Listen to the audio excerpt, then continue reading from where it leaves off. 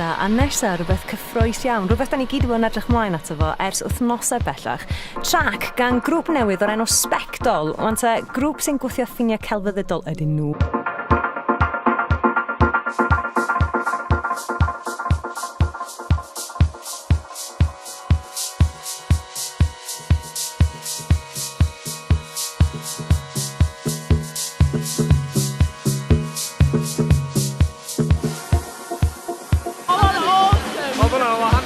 Brilliant, all amazing. I mean, dim ben i'n ysgol.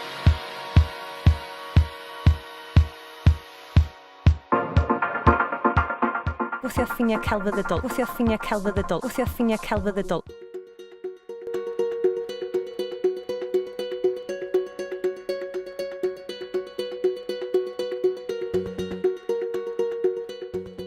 Prosiect iechyd meddwl ydi fi lle da ni'n mynd mewn i ysgolion uwchradd am 3 diwrnod a da ni'n gweithio pobl ifanc i ddangos iddyn nhw sut i ddefnyddio y celfyddydau i allu cadw'r meddwl yn iach.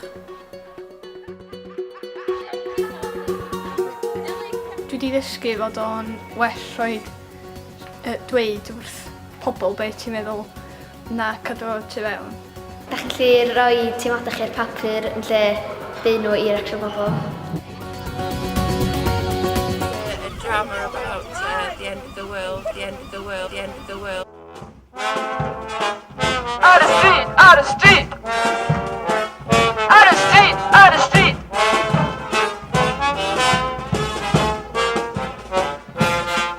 Out of street!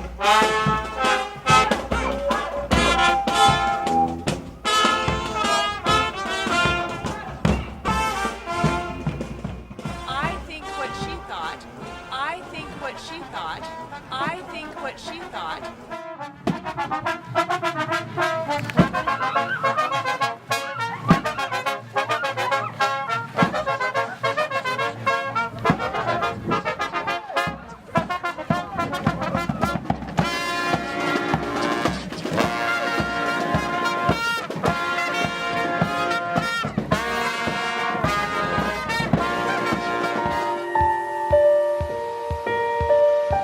Dwi wedi jyst datblygu gymaint o do'n nhw'n mynd sgwennu gymaint o hynna wen ond dwi wedi joio fo gymaint. Mae pobl wedi weld yn waith i a dwi'n gael cyfeirio proffesiynol a cyfeirio proffesiynol yn gweithio arno fo. Mae o'n rhywbeth reit scary rhoi dy waith di ac ymddiriad yn rhywun i dda.